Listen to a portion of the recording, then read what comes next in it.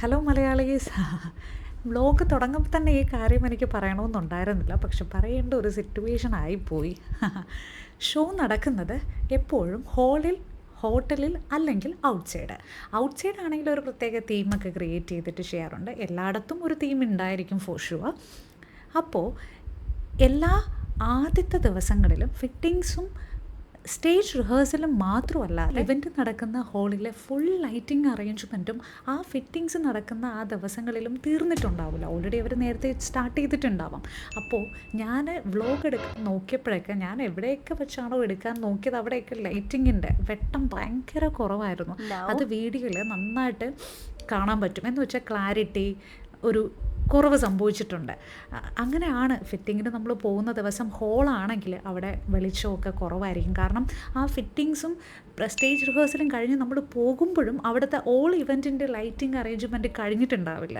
Next day show നടക്കുന്നതിന് മുന്നേ വരെയും അവർക്ക് കുറച്ചൊക്കെ ബാക്കി കാര്യങ്ങൾ ചെയ്യാനുണ്ടായിരിക്കും. ഡിപ്പെൻസ് ആണ്, ചിലവർ നേരത്തെ തീർക്കും.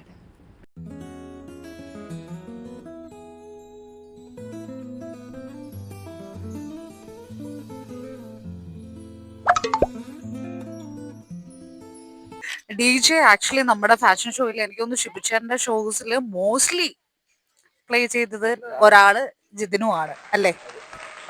Hi guys, I am Jithin.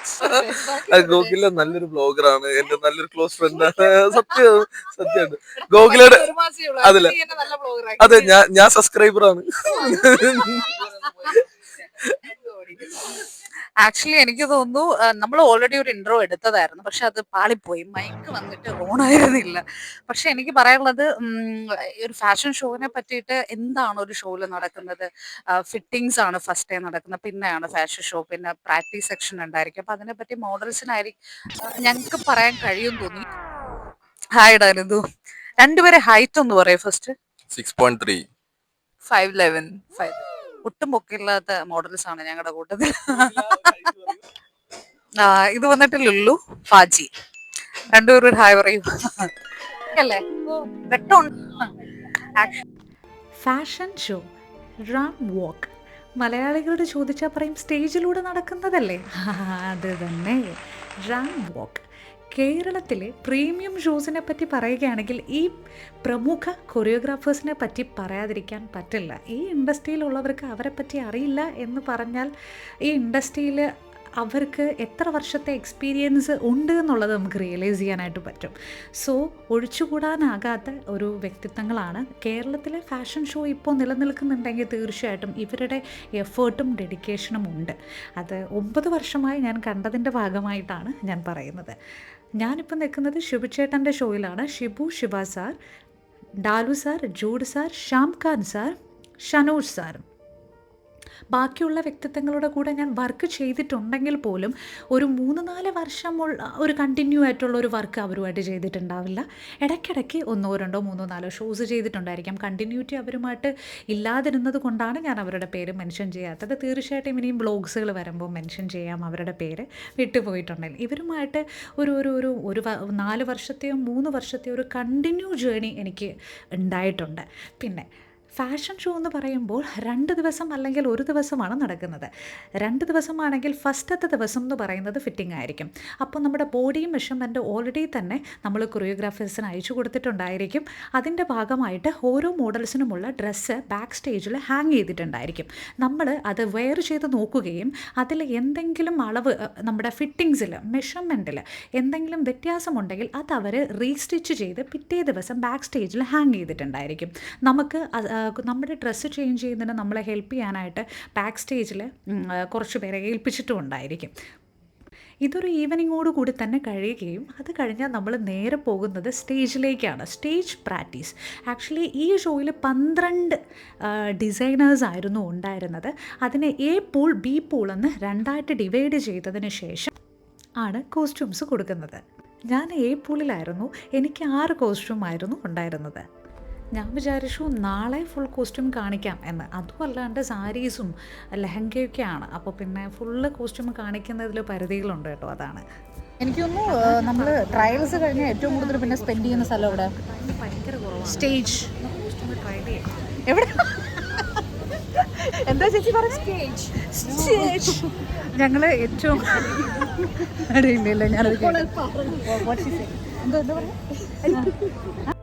സ്റ്റേജിൽ നമ്മൾ കയറുന്ന സമയത്ത് നമ്മുടെ കയ്യിലൊരു ബുക്കും പെന്നും അല്ലെങ്കിൽ ഫോണിൽ കൊറിയോഗ്രാഫി എല്ലാം നോട്ട് ചെയ്തിട്ടുണ്ടായിരിക്കണം. 6 റൗണ്ടിൻ്റെ കൊറിയോഗ്രാഫി ആയിരിക്കും അവിടെ നമ്മൾ പ്രാക്ടീസ് ചെയ്യുന്നത്. പ്രാക്ടീസ് സെക്ഷൻ്റെ ഇടയിൽ ബ്രേക്കൊക്കെ ഉണ്ടായിരിക്കും കേട്ടോ. ഒരു ചായയും എന്തെങ്കിലും ഒരു സ്നാക്സ് ഉണ്ടാവും.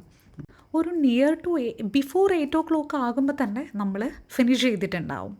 അതിനുശേഷം നമുക്ക് ഡിന്നറും അറേഞ്ച് ചെയ്തിട്ടുണ്ടായിരിക്കും. ഡിന്നറും കഴിച്ചതിന് ശേഷം ഒരാഴ്ചയ്ക്ക് മുന്നേ അല്ലെങ്കിൽ ഒരു 3 days ബിഫോർ നമുക്കൊരു ഗ്രൂപ്പ് ക്രിയേറ്റ് ചെയ്തിട്ടുണ്ടായിരിക്കും. പണ്ട് ഗ്രൂപ്പ് ഉണ്ടായിരുന്നില്ല കേട്ടോ. അപ്പോൾ നമ്മൾ കമ്മ്യൂണിക്കേഷൻ എന്ന് പറയുന്നത് നമ്മളൊരു ഫോൺ കോളിലൂടെ എല്ലാം വ്യക്തമായിട്ട് അസിസ്റ്റൻ്റ് വിളിച്ച് പറഞ്ഞിട്ടുണ്ടായിരിക്കും. കുറച്ച് വർഷങ്ങൾക്ക് മുന്നേ ആണ് ഈ ഗ്രൂപ്പ് ക്രിയേറ്റ് ചെയ്യാനൊക്കെ തുടങ്ങിയത്. ഫിറ്റിംഗ് ഡേയിലെ വീഡിയോസും വിഷ്വൽസുമാണ് ഞാൻ എടുത്തിരിക്കുന്നത്. നാളെ അടുത്ത വ്ളോഗിൽ ഞാൻ നെക്സ്റ്റ് ഡേ എന്താണ് നടക്കുന്നതെന്നുള്ളത് വിശദമായിട്ട് പറയാം കേട്ടോ. കേരളത്തിൽ പ്രീമിയം സ്റ്റാൻഡേർഡ് ഫാഷൻ ഷോസ് നടക്കുന്നത് കുറവാണ്. എല്ലാ മാസവും ഉണ്ടോ എന്ന് ചോദിച്ചാൽ സംശയമാണ്. പക്ഷേ കമ്പയർഡ് ടു ബിഫോർ ഇപ്പോൾ വളരെ മാറ്റമുണ്ട് എന്ന് പറഞ്ഞാൽ പോലും ആ ഷോയുടെ ഒരു ക്വാളിറ്റി മെയിൻറ്റെയിൻ ചെയ്തുകൊണ്ട് തന്നെ അവർ ചെയ്യുന്നുണ്ടോ എന്നുള്ളത് വളരെ പ്രധാനപ്പെട്ട ഒരു കാര്യമാണ്. ഐ സ്റ്റിൽ റിമെമ്പർ ഫസ്റ്റ് ഞാൻ ഫാഷൻ ഷോയിൽ വരുമ്പോൾ എൻ്റെ അച്ഛനും അമ്മയായിട്ടാണ് ഞാൻ വന്നത്. പിന്നെ അമ്മയായിട്ട് വന്നു. പിന്നെ ഞാൻ ഒറ്റയ്ക്ക് വരാൻ തുടങ്ങി. അപ്പോൾ ഈ പറയുന്ന ആളുകളെയൊക്കെ കണ്ട് പരിചയപ്പെട്ടതിൻ്റെ ഭാഗമായിട്ടാണ് ഞാൻ പോലും കുറച്ചൊന്ന് ആളുകളുമായിട്ട് മിങ്കിൾ ചെയ്യാനും ഒന്ന് സന്തോഷിക്കാനും തുടങ്ങിയത്. ആദ്യം നമ്മളൊരു ഇൻഡസ്ട്രിയിൽ പോകുമ്പോൾ നമ്മൾ സത്യം പറഞ്ഞാൽ ഞാൻ എല്ലാം ഒന്ന് വീക്ഷിച്ചു. അതിനുശേഷം എന്നാണ് ഞാനൊരു കംഫേർട്ട് സോണിലൂടെ വന്നത്. അതിനുശേഷമാണ് ഞാൻ ഈ ഇത്രയും കംഫേർട്ടായിട്ട് ഇങ്ങനെ ഇരിക്കുന്നത് കേട്ടോ. ഫസ്റ്റ് ഞാനിങ്ങനെ ആയിരുന്നില്ല. കേരളത്തിൽ എനിക്കറിയാവുന്ന ഞാൻ സ്റ്റാർട്ട് ചെയ്തപ്പോഴുള്ള പല മോഡൽസും ഇപ്പം ഇല്ല കേട്ടോ. ഓർക്കുമ്പോൾ വിഷമമാണ്. എല്ലാ വീക്കുകളിലും ഫാഷൻ ഷോസ് ഉണ്ടാവട്ടെ എന്ന് ഞാൻ ഒരുപാട് ആഗ്രഹിച്ചിട്ടുണ്ട്. നടക്കും അല്ലേ? നമുക്കെല്ലാം പോസിറ്റീവായിട്ട് ചിന്തിക്കാം. ഓർക്കുമ്പോൾ എന്തിന് ഈ പറഞ്ഞ് എനിക്ക് പോലും തോന്നിയിട്ടുണ്ട് നിർത്തിയാലോ. കാരണം നമുക്ക് ഒരു ഇൻകം, ഒരു ഫിക്സഡ് ഒരു കറക്റ്റ് ഇൻകം ഇതിൽ നിന്ന് ജനറേറ്റ് ചെയ്യാൻ പറ്റുന്നില്ല. അപ്പോൾ അതാലോചിക്കുമ്പോൾ നിർത്തിയിട്ട് പോയാലോ എന്നൊക്കെ തോന്നും. സ്റ്റിൽ ഒരു പാഷൻ നമുക്ക് ഒന്നിനോടുണ്ടെങ്കിൽ നമ്മൾ ഒരിക്കലും നിർത്താൻ നമുക്ക് പറ്റത്തില്ല. അതാണ് അതിൻ്റെ ഒരു കാരണമെന്ന് പറയുന്നത്. അപ്പോൾ എന്തായാലും വീക്ക്ലി ഷോസ് വരട്ടെ. അതും പ്രീമിയം ഷോസ് തന്നെ ആയിരിക്കണം. എന്നാലേ ഈ പറയുന്നത് പോലെ നമുക്കും സന്തോഷം ഉണ്ടാവുള്ളൂ.